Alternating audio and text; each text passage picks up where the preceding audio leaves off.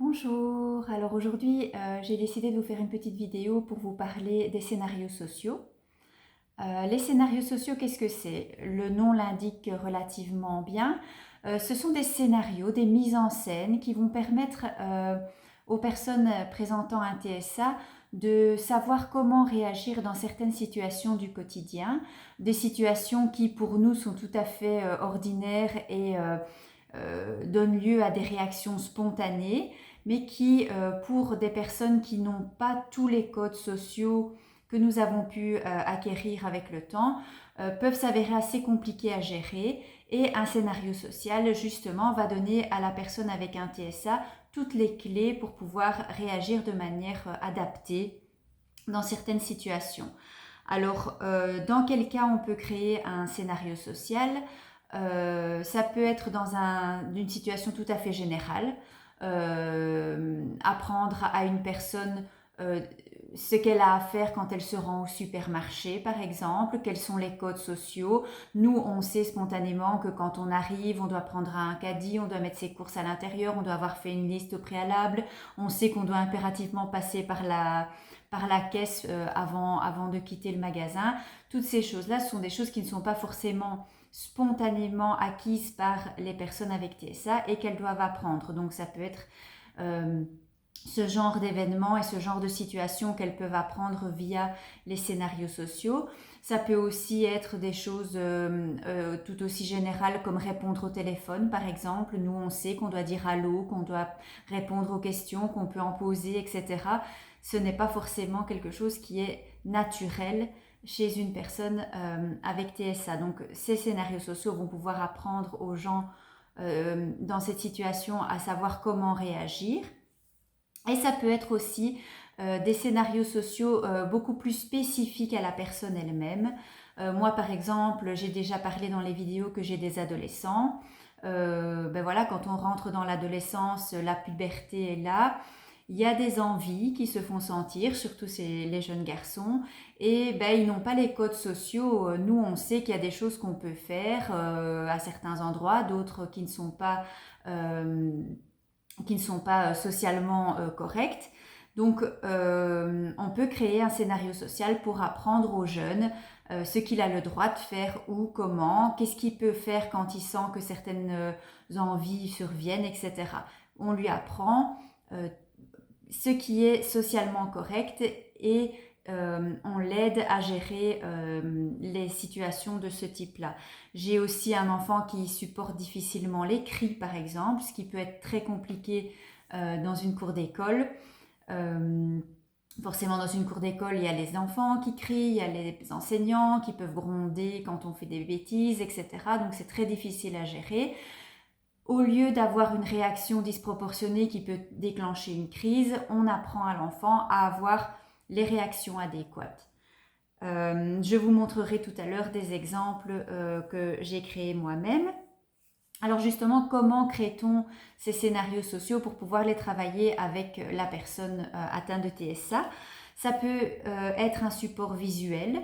Donc on crée soi-même une espèce de petite BD, je dirais, qui représente la situation et les différentes étapes à suivre, les différentes choses à mettre en place et les manières de réagir. En général, on essaye de créer ça de manière assez succincte pour que ce ne soit pas trop lourd pour la personne à apprendre. Il est toujours recommandé de passer par une illustration ou une photo et des consignes claires. Encore une fois, on l'a déjà dit plusieurs fois dans les différentes vidéos, ça ne sert à rien de faire des très longues phrases, très compliquées, avec beaucoup d'adjectifs, beaucoup de descriptions. Il faut des choses courtes, claires, que la personne va comprendre facilement. Et c'est ça qui va lui permettre d'avancer. Alors, pour créer ce genre de scénarios sociaux avec un support visuel, on peut soit travailler soi-même dans Word à partir d'un tableau. Voilà, on fait des illustrations, on colle une image dans chaque case du tableau avec un petit commentaire, une petite consigne. Il y a aussi des manières un peu plus ludiques de créer ce genre de choses, notamment en ayant recours à Canva, qui est un site gratuit. Vous tapez BD et là vous allez avoir des suggestions gratuites qui vous sont proposées. C'est assez facile de reconnaître les suggestions gratuites et les suggestions payantes. Parce que les suggestions payantes, il y a une petite couronne qui apparaît dessus. Mais les suggestions gratuites, il n'y a pas de couronne. Et vous pouvez avoir des choses vraiment super sympas que vous pouvez adapter comme vous voulez dans les versions gratuites. Donc ça, c'est vraiment très chouette. Au niveau des supports visuels, il y en a aussi quelques-uns qui existent déjà. J'ai notamment trouvé un site internet qui s'appelle Mon Scénario Social. Je vais vous le partager sur la page Facebook et en commentaire sur YouTube afin que vous puissiez y avoir recours. Il y a déjà là aussi quelques scénarios sociaux tout faits qui sont disponibles. Alors au niveau des illustrations, vous avez le choix, soit vous prenez des photos que vous faites vous-même, soit vous sélectionnez des photos ou des pictogrammes qui sont à disposition sur Internet ou dans votre réserve personnelle, soit vous pouvez aussi décider de mettre en situation la personne en question et de la photographier pendant qu'elle fait les différentes choses que vous essayez de lui apprendre. C'est encore plus parlant, j'ai envie de dire, d'utiliser cette méthode-là. Vous pouvez aussi, comme je vous l'ai déjà dit précédemment, utiliser les vidéos. Donc, je vous avais parlé dans une vidéo précédente du vidéo modeling qui permettait d'apprendre différentes choses. Et bien ici, les scénarios sociaux se prêtent particulièrement bien au vidéo modeling puisque vous pouvez filmer une situation précise de A à Z. Il peut même y avoir plusieurs versions parce que forcément, quand il se passe quelque chose, on n'a pas forcément toujours la même réaction. Par exemple, quand le téléphone sonne, on décroche, on dit allô, on dit bonjour. Après, la conversation peut varier en fonction de l'interlocuteur qu'on a. Donc, on peut créer plusieurs scénarios sociaux en fonction des différentes possibilités de réaction à avoir. Donc on peut créer des petites vidéos qu'on peut mettre dans le même type de support que les vidéos de vidéo modeling comme j'en avais parlé, l'application Nikiplay se prête particulièrement bien à ça. Alors la même chose, vous pouvez soit mettre en scène quelqu'un et le filmer, soit chercher peut-être éventuellement sur internet déjà des vidéos qui existent, soit encore une fois filmer directement la personne qui est en apprentissage de ce scénario social pour que ce soit encore plus parlant, qu'elle se voit elle-même agir dans certaines situations. À partir du moment où le support est prêt, on peut commencer à travailler.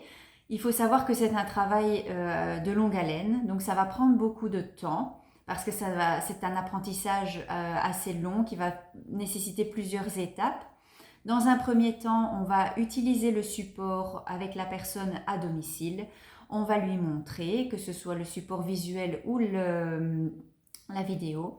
On va la regarder avec la personne en question, on va commenter, on va revenir sur ce voyage, regarde ce que tu fais, tu vois, quand tu seras en situation, il faut faire comme ça. Il va peut-être y avoir des questions qui vont survenir en fonction que la personne TSA est verbale ou non. Il y a peut-être des interrogations qui vont venir à ce moment-là auxquelles il faudra répondre. Il est important de ne pas se dire on va lui en parler puis on va revenir là-dessus dans 5 mois. Non, il faut vraiment que ce soit au quotidien. On choisit un scénario social, une chose à travailler. Évidemment, il ne faut pas venir avec 5-6 scénarios sociaux en même temps. C'est vraiment une chose à la fois.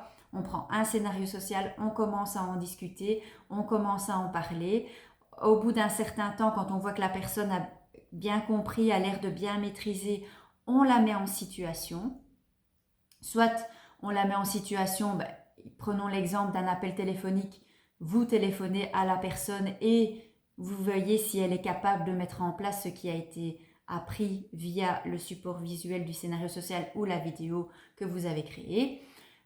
L'étape suivante, c'est de mettre la personne en situation, mais en situation réelle. C'est-à-dire que le téléphone sonne, vous invitez la personne à répondre. Vous êtes à côté d'elle, vous pouvez réagir si nécessaire, mais c'est vraiment par l'exercice, par la répétition, par la modélisation qu'on va parvenir à ce que la personne fasse les choses de plus en plus spontanément.